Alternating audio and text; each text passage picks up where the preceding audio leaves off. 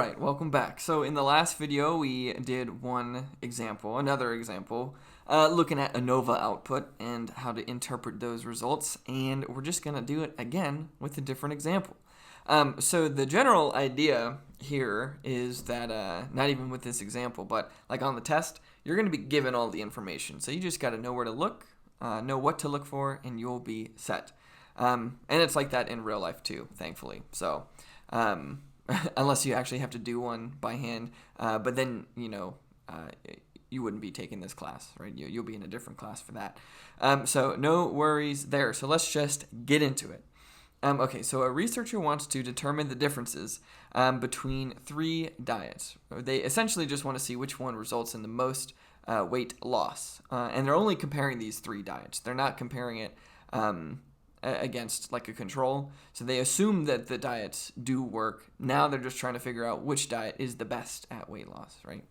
Okay, so then we got three diets. The keto diet, who has 24 people in that group. Vegetarian diet, who's got 27, and a vegan diet that has got 27 people in it. And they followed these diets for 6 weeks, weighed themselves before the 6 weeks, weighed themselves after, found the difference in weight, and then the researchers recorded that. And now we're just looking at weight loss, right? Seeing how much weight was lost in each one of these groups, right? So that's our outcome.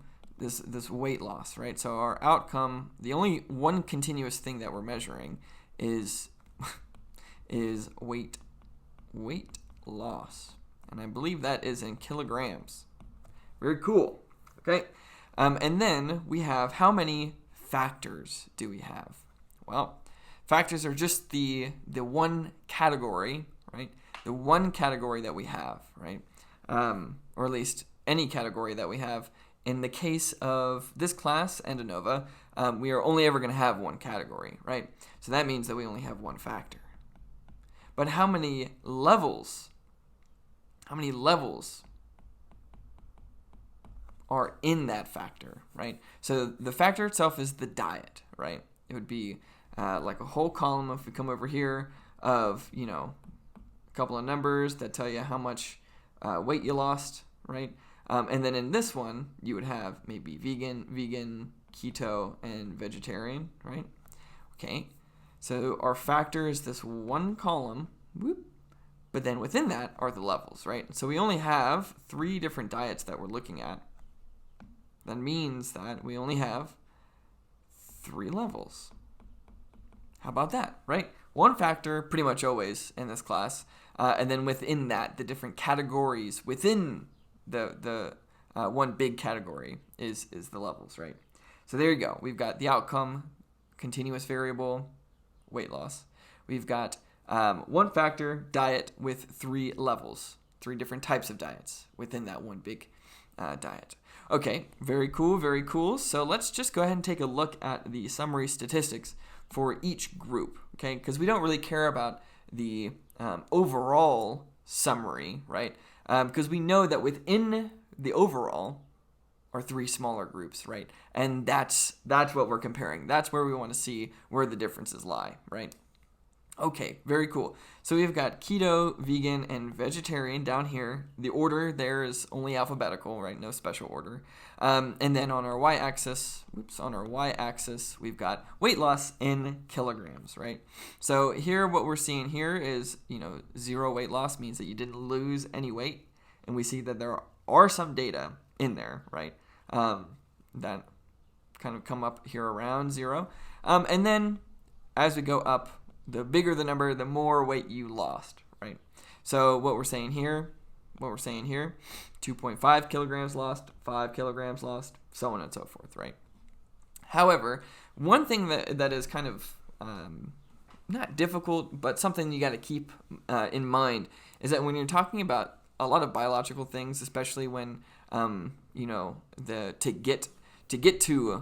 calculate weight lost, you have to do post minus pre kind of intervention sort of situation. We live in a world where you can have negative loss, right? where in English we would translate that to weight gain. Okay, so any values underneath here, under 0, are not weight lost, but a negative weight loss, which is gain, right? So this minimum value here is people gaining weight after the 6 weeks. And then same thing down here, right? So just something to keep in mind, right? A little bit of mental gymnastics, right? It's just a tumble, right? We're not doing cartwheels and flips and everything. You just got to kind of make sure that you're sort of oriented in reality, right? Okay, so now let's take a look at each group and maybe make some casual inference, right?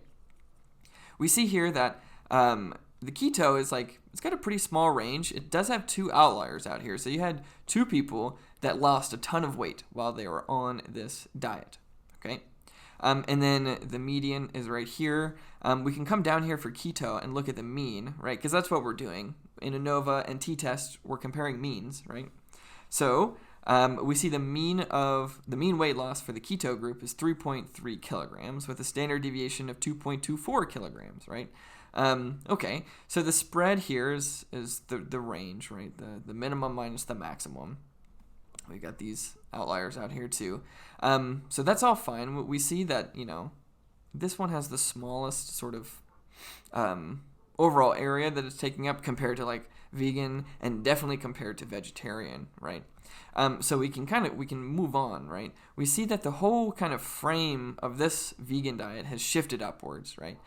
So they are more consistent in their weight loss compared to the keto, right? At least on the increase in weight loss comparatively, right? And then we see over here the vegetarian, right? They're way wider. They take up way more of this plot than the other 2, right? So there's a lot more variability sort of going on in that group. And we see that where some people actually gained quite a lot of weight. Well, 2.5 kilograms. It's not that much, but they gained some weight. And you had a lot of people who lost a ton of weight too, right? And then everything in between. And so that's that. If we were to look at histograms of all of these things, more likely than not, they would be pretty normal, which is fine. Nothing crazy. We don't need for there to be normality. We just need, sort of a large enough sample size to trust everything. And I think we've got that, right? I think we've got more than 25. So that's per group. So that's all good, right? Now let's come down here and just let's can we do this? Yeah. Okay. So what we're doing with these t-tests, right, in general, is we're just comparing the difference between 2 means and looking at the overall overlap between at least 2 groups, right? Or in t-tests, it's only 2 groups. But in the ANOVA world, we're looking at the total overlap between each group, right? And we want to see if the differences that we see here, where vegan, we see that the median, and we also see that the mean is much larger than the other 2. We want to see if that, if we have evidence to say that is a statistically significant difference. Okay, so not too out of the blue, nothing out of the ordinary. We have more than 2 groups, right? We got 3 in this case that we're comparing. Okay, what next? Okay, so we put into R, or at least I did, all of the math, right? The computer's doing everything for us, okay? And then it spits this thing out. So the first sort of stop after looking at all the summary stats is looking at the ANOVA output, the analysis of variance, right? And what this whole thing here answers is the following question.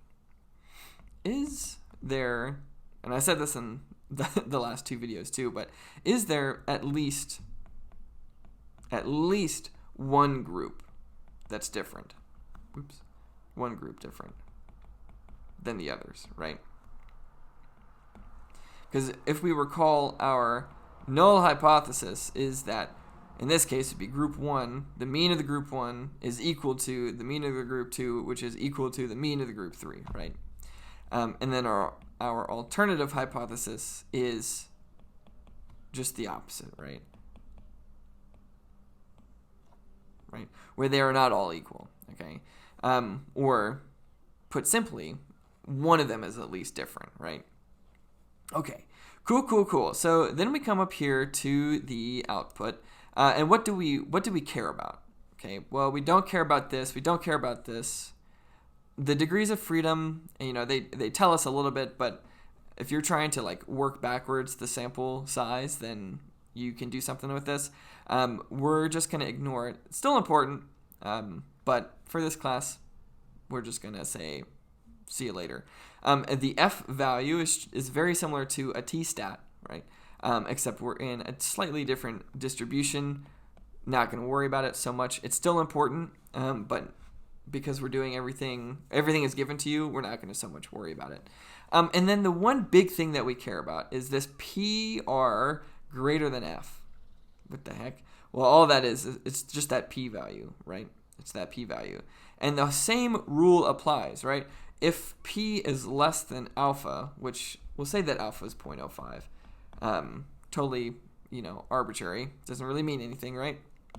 So if P is less than 0.05, we're going to reject the null hypothesis. Well, what's the null hypothesis? It's this one, right? It's this one, that they're all equal, right? So we're going to reject that idea and maybe say that at least one of them is going to be different, right? Or at least they're all not equal, okay? And do we see that here? Oh, hell yeah, we do. Hell yeah, we do. The p-value here is 0.003, which is way less than 0.05, right? So we're good. We are good. Now, we have an answer. Is at least one of the groups different? Yes. Yes, it is. And we have that because of the p-value is less than our alpha. But can we make sure that the residuals here, this error component that it's measuring, is it going to be overestimating or underestimating one of the means accidentally, right? How do we test that? How do we make sure that it's all okay and it's all good? Well, we just look at the distribution of the error, right? And it's, the math, we're not going to so much worry about it. It's just the mean of the group minus each point, and then a little bit of extras kind of stuff in there. But what we're looking for here, all we're looking for here is a normal distribution of these residuals, so-called. And I think that most people would agree that this is a pretty normal looking distribution, which is great. So we can say that yes, we can trust the model because the model residuals are normally distributed. So let me write that out actually. Can trust because model residuals are normally distributed. And I don't want to get yelled at by other statisticians. Normally, capital N, distributed. Very cool. Very cool. Okay, so then what do we do next? Well, we tell the computer, hey, can you do a t-test between every possible combination? Which in this case, it's only 3 t-tests, essentially, right? So I've put this little figure on here just so you have it, so I'm consistent. It's pretty easy to see, right? But we know that if a black dot, if a dot is black, that means that P is less than 0.05. And if it's if it's white, then it's, or at least not filled in, it is P is greater than 0.05. And we can confirm that down here, right? Where this little table gives us quite a bit of information, right? So we have the actual comparisons. So the mean of the weight loss in the vegan group minus the mean weight loss in the keto group. Very cool. Vegetarian minus keto and vegetarian minus vegan, right? And all it's doing is a t-test, right? So it's just doing that same thing that we've seen before, where they're taking one, right? And doing this, and they're calculating a t, and then throwing that into the t distribution, and then getting a p-value, right? That's all it's doing. That is all it's doing, essentially. Okay, so what this column here is all that's saying is the difference between the means, right? So x bar minus x bar 1 and 2, right? Effectively. Wow, good lord. Okay. All right. Okay, so this is just the mean difference, or the difference in the means. Very cool. So what we're saying here is that vegan minus keto resulted in a positive difference, right? So that means that vegan the weight loss in the vegan group was larger than the weight loss in the keto group. And it always helps to kind of flip back between these two, right? Where we can see that, and it helps here too, that the vegan mean is greater than the keto mean. We saw that the vegan box plot is greater, it's kind of taller than the keto one. So that's all cool. That's great. So then we're saying that the difference between those two means was 1.84 kilograms, right?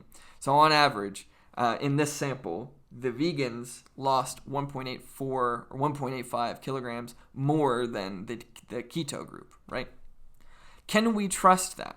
Well, we can, right? We've got a p-value here of less than 0.05. Easy peasy. We'll get to the interpretation here in just a second for this confidence. For the confidence interval. But the interpretation is the same as the t-test that we did last week, right? We just have one extra step, and it's this, right? And then you do a bunch of t-tests, or you don't, but the computer does, and then that's that, right? Okay, very cool. Vegetarian and keto, do we have significant evidence that there is a statistically significant difference between the two? No, we do not. The p-value there is 0.9, very close to 1, which is way bigger than 0.05, right? So we're going to just totally ignore this. We do not have significant evidence that there's a significant difference between the vegetarian weight loss and the keto weight loss. But we do have that for the vegetarian and the vegan, right? Where it resulted in a negative number here. All that is that the vegan number was bigger than the vegetarian, right? So when you subtract a big number from a small number, that's going to be a negative number, right? No biggie. We can come back here too, right? Look at these two things, right? 3.03 minus 5.15, it's going to be a negative value, and it's going to be that. Very cool, right? Super cool. Okay. So we have significant evidence that there is a statistically significant difference between the weight loss in vegetarian and vegan diets. Okay. So on this next page, and then we're gonna be done, right? It's crazy, super crazy. We'll do some interpretation, and since I've already kind of good Lord, Jesus, interpretation. Okay. Since I've already kind of verbally said the p-value one, we're just going to worry about the confidence intervals. But it's also all the same as the t-tests, right, from last week, or at least the interpretations are. So let's see. We'll do the vegan and the keto first. We are 95% confident